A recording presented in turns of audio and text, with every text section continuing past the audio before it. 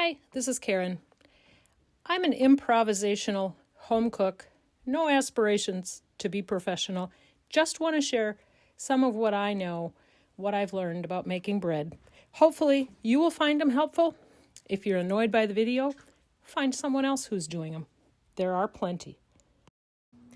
I'm trying here an experiment using the percentage of starters. I'm not going to go in depth at explaining baker's percentages, but that's sort of what I'm doing here. Most of the recipes I've been using use a 10% starter. Some online that I've seen have used 20%. So I wanted to test how they work differently. So I'm going to do 3 different loaves here. One is going to be a 10% starter with all bread flour. One is going to be a 20% starter with all bread flour. And then the other is going to be a 20% starter using 50% whole wheat and 50% AP flour. So my recipe is a 70% hydration, meaning that for every 100 grams of flour, I have 70 grams of water. My starter is a 100% hydration, so I didn't figure that into the balance.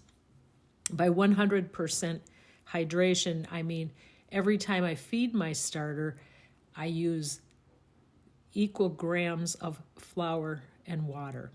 And I feed my starter with filtered water, and I use AP flour. So, as you can see in the background, if you're watching the video and not just listening, I am mixing using a scale, and I'm putting my starter in first. After my starter, I add my water, and then I put in some of my flour. I give it a mix, and then I add the rest of my flour and my salt. I will mix it so that it's just into kind of a shaggy dough. I don't get it real even or real smooth. Once I've got the 3 mixed, I'm going to set them aside. I'm going to give them about an hour, and then I'm going to come back. I'm going to do some stretch and pull, sort of kneading, but I don't usually take it out of the bowl and put it on the counter. Sometimes I do. Kind of depends on how my arms are feeling and whether I want to get into that kneading motion. But I let them rest for a while, and that really hydrates the flour and gives me the stretch pull sort of kneading method that many people use with sourdoughs. If you're watching and listening at the same time, you'll notice how grossly unmatched these are. I wanted to cut out a lot of the stuff in the video that wasn't necessary, so I apologize if that's bothersome to you. Find a different video to watch. You will notice here that I've got this cloth with a plate. My whole wheat flour I'm expecting is going to need extra hydration, so I kept that damp towel and put the plate over the top of the bowl so that it would have extra moisture, I suppose, to keep it from drying out.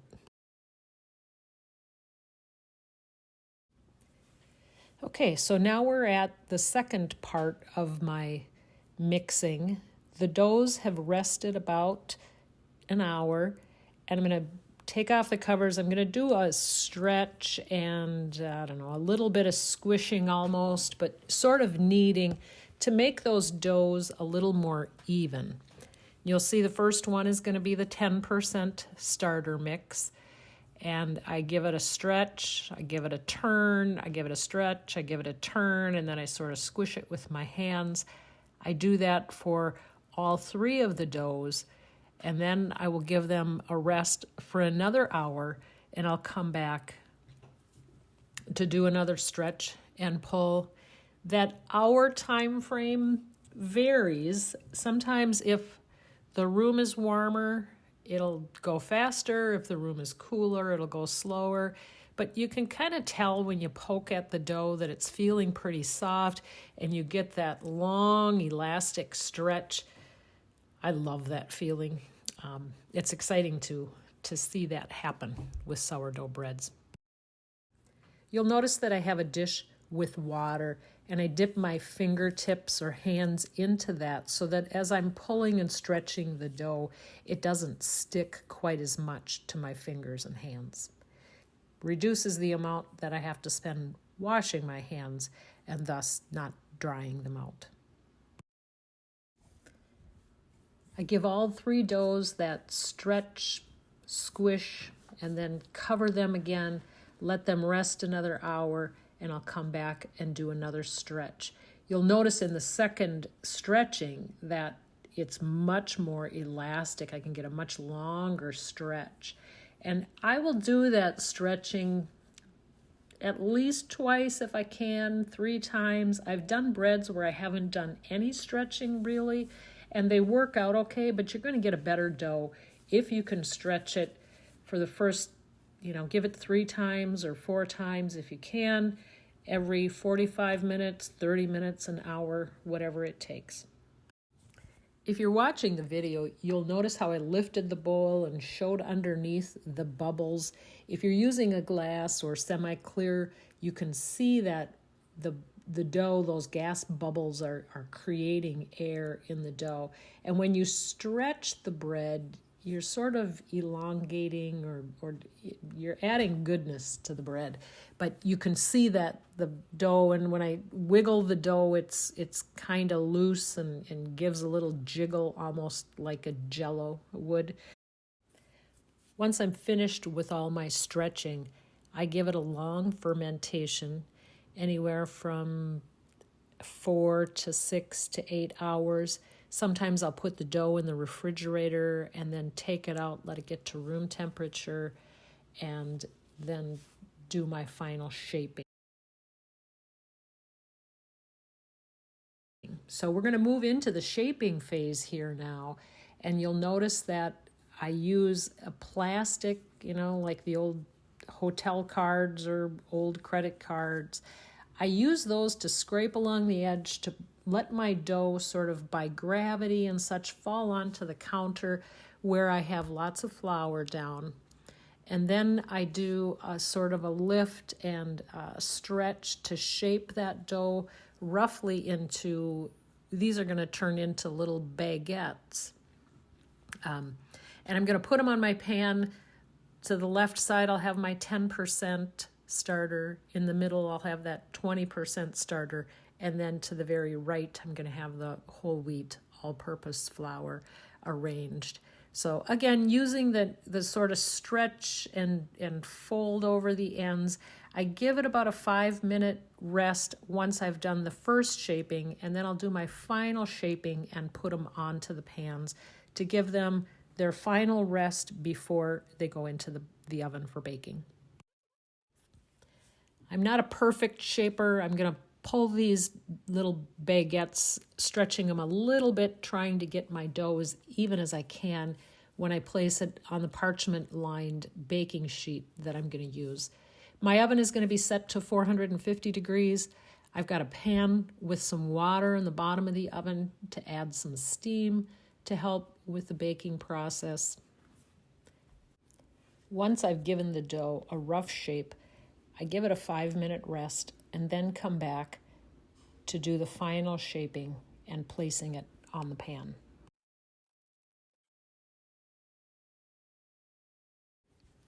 At this point, I've given the dough a chance to rise. I think this one, it was a little bit warmer in the room, so it only took about 40 minutes. I'm going to make my scoring on the top of my dough. I'm just using a single-edged razor blade.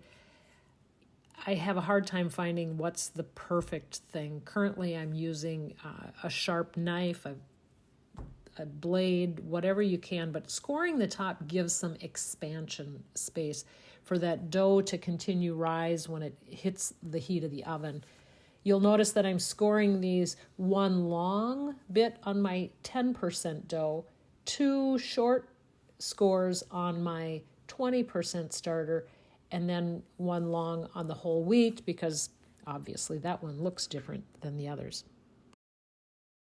Here they are in that 450 degree oven, and here they are once they got taken out. In the last segment, we're going to jump back to the audio from my actual recording because I'm just lazy and don't want to re-record it. I apologize in advance for the background fan that you'll hear. Here is the cutting test. 10%. I'm going to cut right here. You can see my slice line. I should point this out first. My slice line a little bit deeper here and it got bigger. Is that because I had more dough here or it had more expansion space?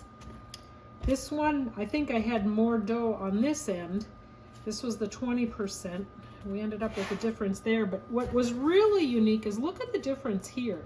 My slice didn't go through here. I've got expansion and expansion, but it was really tight right there. So I'm gonna cut through the thicker parts of these and see what we ended up with.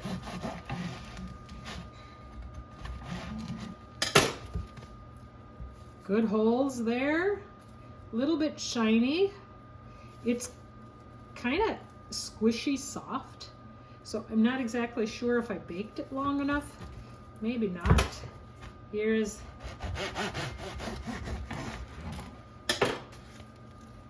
lots of good holes in there. Again, soft, not real crusty on the outside. Could probably have baked that longer. I baked it 15 minutes. Turned the pan around, sprayed some water in to get some additional steam.